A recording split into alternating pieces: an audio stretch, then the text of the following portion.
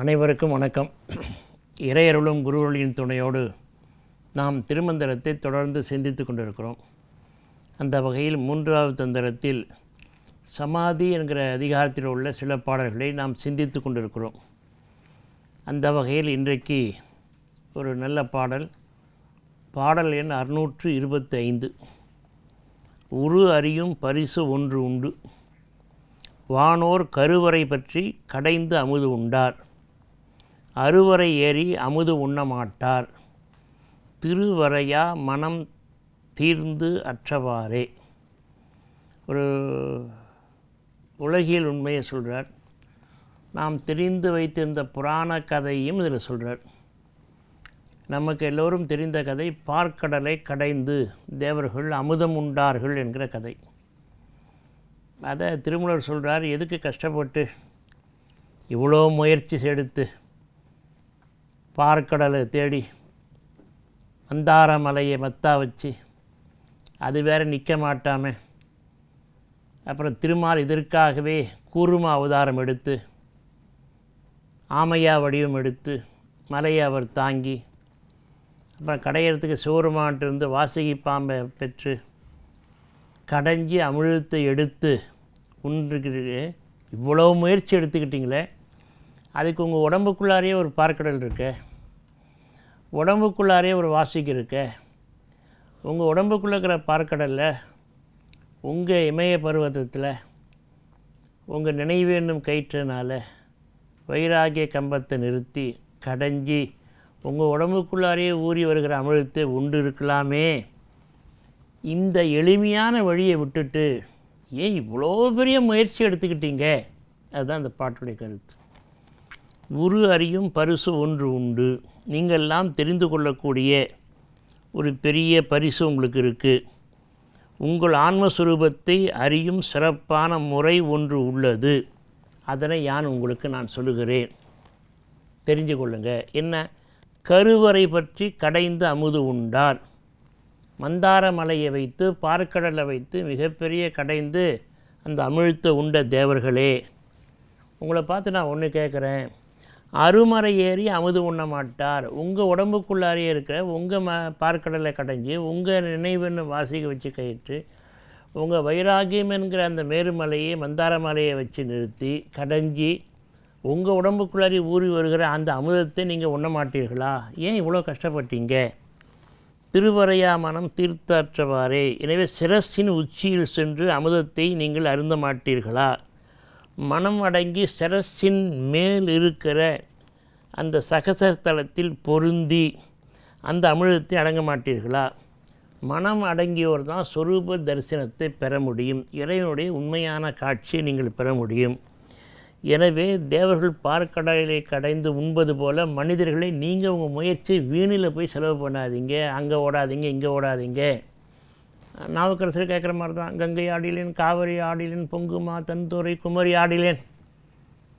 அதாவது எல்லா இடத்துலையும் ஈசன் இருக்கிறாரு. அது இருந்த இடத்துல படிக்கலாமே. சிவவாக்கியர் ஒரு அருமையாக பாட்டு கேட்குறாரு, ஐயா உங்கள் ஊரில் தெய்வம் இல்லையா? உங்கள் ஊர் கோயில் இல்லையா? எதுக்கு ஊராக ஓடுற? அப்போ அங்கே தான் தெய்வம் இருக்கா? அப்போ நீ எதுக்கு இங்கே ஒரு பெரிய கோயில் கட்டி வச்சுருக்கிற? மதுரையில் இருக்கிறவங்க பூரா புறப்பட்டு காசிக்கு போகிறான், காசியில் இருக்கிறவங்க பூரா போட்டு ராமேஸ்வரத்துக்கு வரான். யாரும் அவங்க ஊரில் இருக்கிற எந்த தெய்வத்தையும் யாரும் வணங்கலை. என்ன நம்பிக்கை இது? நான் கேட்கலைங்க, என் மேலே கொச்சிக்காது. சிவவாக்கியர் பாட்டு. அதனால் ரொம்ப ஆழமாக சிந்திச்சிங்கன்னா ரொம்ப கஷ்டப்படாதீங்க, ஓடாதீங்க, அலையாதீங்க. இருந்த இடத்துலேருந்து இறைவனை கண்டு கொள்ளுங்கள். பார்க்கடலில் பெற்ற அமுதத்தை விட மேலான அமிதம் மதிய அமுதம்ங்கிறார் திருமூலர். அந்த மதிய அமுதத்தை இங்கே உண்பதை விட்டு விட்டு ஏன் இந்த கஷ்டப்பட்டீங்க? இந்த பார்க்கடலை கடைஞ்சதுனால என்ன பெரிய சிக்கலாச்சு? இறைவன் ஒரு அவதாரம் எடுக்க வந்தார், கூர்ம அவதாரம். மந்தார மலையை கொண்டு வர வேண்டியிருக்கு, வாசுகி பாம்பு கொண்டு வர வேண்டியிருக்கு. இதனால் என்ன கிடைச்சிது? அந்த கடைசியாக இந்த பாட்டுடைய உணர்த்துக்கிற நீதி தான் ரொம்ப முக்கியம். இப்போ நான் அந்த கதையை சொல்லிகிட்டே வரேன். இந்த நீதி ரொம்ப முக்கியம். என்ன கிடைச்சிது பார்க்கடல் கடைஞ்ச பொழுது? எந்த இன்பத்தை நீங்கள் பெறுவதற்கு முயற்சி பண்ணாலும் முதல்ல துன்பம் தான் வரும். துன்பத்தை ஏற்றுக்கொண்டால் தான் அப்புறம் இன்பத்தை அனுபவிக்க முடியும். பார்க்கடலை கலைஞ்சாங்க, என்னாச்சு? ஒரு விஷயம் இல்லை, 2 விஷயம் வந்து போச்சு. முதல்ல வலி தாங்காமல் வாசுகி பாம்பு விஷத்தை கக்கியது, அது ஒரு விஷம். ரெண்டாவது பார்க்கடலை கடைஞ்ச விஷம்தான் வந்தது, அமிர்தம் வரல. ஆல கால விஷம், 2 விஷம். ரெண்டையும் கண்டு தாங்க முடியல தேவர்கள் எல்லாரும், இன்க்ளூடிங் திருமால், எல்லாரும் போயிட்டாங்க. கடைசியில் சிவபெருமான் தான் காப்பாற்றுறதுக்காக சுந்தரர் அனுப்பிச்சார். சுந்தரர் எல்லாத்தையும் நாவல் பழம் மாதிரி சுருட்டி கையில் கொண்டாந்து சிவபெருமான்கிட்ட கொடுத்தார். சிவபெருமான் வாங்கி வாயில் போட்டார், தொண்டையில் போய் நின்று போச்சு. அது அது அது கதை, தனி கதை. இப்போ நான் கதைக்குள்ளே போகல. திருநீலகண்டேஸ்வரர் ஆனார். ஒரே ஒரு கேள்வி மட்டும் சிந்தனைக்கு, நான் பின்னாடி வாய்ப்பு இருந்தால் சொல்கிறேன். அந்த விஷத்தை வாங்கி வாயில் போட்ட சிவபெருமானுக்கு கண்டம் கருத்து போச்சு. அதெல்லாம் ரெண்டுத்தையும் திரட்டி நாவல் பழமாக கையில் கொண்டு வந்து கொடுத்தாரு. அவருக்கு ஒன்றும் ஆகலையே, சுந்தரமூர்த்தி சுவாமிகளுக்கு. சிந்திச்சுக்கிட்டே இருங்க, பின்னாடி ஒரு வாய்ப்பு வரப்போ அதை பற்றி பேசுவோம். இந்த பார்க்கடலில் கடைஞ்சாங்கல்ல, என்ன வந்தது அவங்கள்ட்ட இருந்து? ரம்ப வந்தாங்க, ஊர்வசி வந்தாங்க, மேனகை வந்தாங்க, திலோத்தமை வந்தாங்க. இப்படி ஏகப்பட்ட அப்சரஸ், 60,000 அப்சரஸ் வந்தாங்களாம். லக்ஷ்மி அங்கேருந்து தான் வராங்க. லக்ஷ்மியை திருமால் எடுத்துக்கிட்டார்.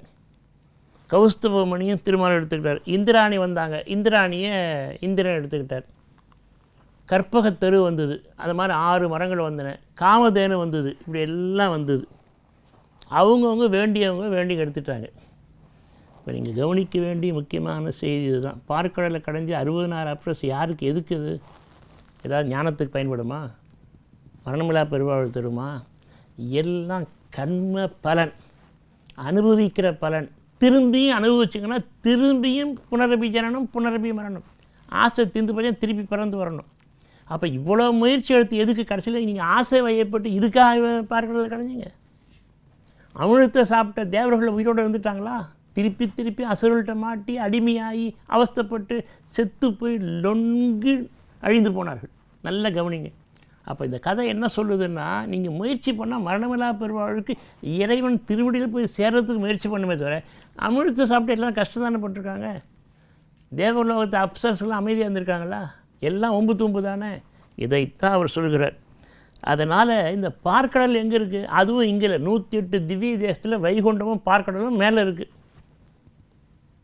106 தான் நம்ம கீழே பூலோகத்தில் இருக்குது. ஆனால் நாங்கள் விடுவோமா? அதனால் திருப்பார்கடலில் ஒரு க்ஷேத்திரத்தை இங்கே உருவாக்கிட்டோம். சென்னைக்கு பக்கத்தில் காவேரி பக்கத்துலேருந்து 4 கிலோமீட்டரில் திருப்பார்கடல்னு ஒரு பெரிய திவ்ய தேசத்தை உருவாக்கி பெரிய கோயில், ஸ்ரீ ரங்கநாத சுவாமி திருக்கோயில், அது இங்கே இருக்குது. அப்போ இந்த ஒட்டுமொத்தமான கருத்தில் என்ன சொல்கிறாருன்னா, இவையெல்லாம் கர்மத்தை உருவாக்கி மேலும் பெருக்கி இன்பம் துய்த்து, மேலும் கர்மத்தை உருவாக்கி இன்பம் துய்த்து மீண்டும் பிறப்பதற்கு ஏதுவாகும். ஆனால் அந்த பாட்டு என்ன நுட்பமாக சொல்ல வருதுன்னா, இந்த மாதிரி சிற்றின்பத்துக்காக புலன்கள் இச்சைக்காக அலைந்து பார்க்கடலை கடைய வேண்டாம். இது மீண்டும் எல்லா தேவர்களும் ஒவ்வொரு அசுரன் வர்றபோது இரணையனாக இருந்தாலும் ராவணனாக இருந்தாலும் இரணையாட்சனாக இருந்தாலும் பெரிய பெரிய அசுரர்கள் வர்றபொழுது ஏகப்பட்ட கதை இருக்குது. எல்லாம் அடிமையாக தான் ஆனாங்க. எல்லோரும் அடிமையாக வேண்டியது. அப்புறம் அங்கே பல சிக்கல். அதனால் அவர் என்ன சொல்கிறார் திருமூலர், இப்படி ஏன் புறத்தில் போய் புற இன்பத்திற்காக இவ்வளோ கஷ்டப்பட்டு பார்க்கடல் கடைஞ்சிங்க? உங்கள் உடம்புக்குள்ளே ஒரு குருவான தேவனால் எது பார்க்கும் கடல், பார்க்கடல் எதுன்னு பாருங்கள். அங்கே இருக்கிற இறைவனை அடைய வேண்டிய ஒரு மந்தார மலை இமய பருவத்தை கையில் எடுங்க. உங்கள் குருபரான நினைவு என்கிற வாசியை கையில் வச்சுங்க, கடைங்க, பயிற்சி செய்யுங்க. நேர் நிறுத்தி வைராக்கியம் என்ற மணிக்கம்பத்தில் நேர் நிறுத்தி, இந்த இவர் நாவுக்கர் சொன்னார்ல, முருக வாங்கி கடைய முன் இருக்குமே, அப்படி கடைய உங்கள் தேகத்திலேருந்தே உங்கள் உச்சிக்குழிக்கு கீழே இருக்கிற உள்நாக்குலேருந்து அமிழ்தம் வரப்போகுது. அந்த அமிழ்தத்தை சாப்பிட்டா மரணமில்லா பெருவாழ்வு பெறலாம், இறைவனோடு 2.5 கலக்கலாம். இந்த மாதிரி அகத்தர அமிழ்தத்தை உண்டு மரணமில்லா பெருவாழ்வை பெறுவதற்குரிய இந்த முயற்சியே நீங்கள் செய்யாமல் புறத்தில் போய் இப்படியான இந்த பக்கம் அசுரர்கள் இந்த பக்கம் தேவர்கள் இவ்வளோ பேர் கூடி இவ்வளோ போராட்டம் பண்ணி இவ்வளோ அழகால விஷயத்தை பற்றி ஏன் இப்படி வீணாக போனீங்க? ரொம்ப அழகான பாட்டு. ஏன்னா எப்பொழுதுமே புலன்களை அடக்க முடியாது சார். புலன் ஒடுக்கம், புலன் அடக்கம் 2 இருக்குது. ரொம்ப பேரறிஞர், நான் மதிக்கிற பேரறிஞர் டாக்டர் மூவா அவர்கள் தான் இறுதி காலத்தில் கடைசியாக எழுதிய நூல் நல்வாழ்வு, சின்ன நூல். அந்த மாதிரி தான் எழுதணும்னு நினச்சி அவர் சொன்னார். ஆனால் அவர் துணைவேந்தராக இருக்கிற பொழுதே மறைந்து போனார். அதில் புலன் அடக்கம்னா என்ன, புலன் ஒடுக்கம்னா என்னன்றார். புலன் ஒடுக்கம் நமக்கு தேவையில்லை, புலன் அடக்கம் இருந்தால் போதும். ஏன்னா எல்லாத்தையும் நம்மளால் அடக்க முடியாது. அது திருமூலரே ஒரு பாட்டில் சொல்கிறார், அஞ்சும் அடக்கு அடக்கு என்பர் அறிவிலார். நான் சொல்கிறேன் இப்போ திருமந்திர பாட்டு.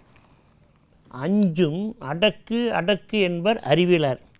அஞ்சும் அடக்கும் அமரரும் அங்கு இல்லை. எங்கேயும் இல்லை, இங்கேயும் இல்லை, அங்கேயும் இல்லை. அஞ்சும் அடக்கும் அமரரும் அங்கு இல்லை.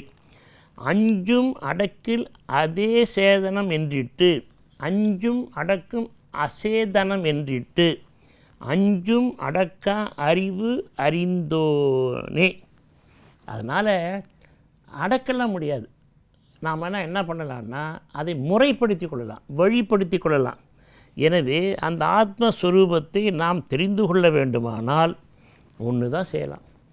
ஒரு குருபுரானை தெரிந்து, நமக்குள்ளே பார்க்கடல் எதுன்னு தெரிந்து, நமக்குள்ளே அந்த மலை எது என்று தெரிந்து, நமக்குள்ளே அந்த கயிறு எதுன்னு தெரிஞ்சு, எந்த இடத்துல எப்படி கடையணும்னு அவர் சொல்கிற மாதிரி வச்சு கடைய முருக வாங்கி கடைய அந்த பரம்பரை முன்னே வந்து நிற்கும்.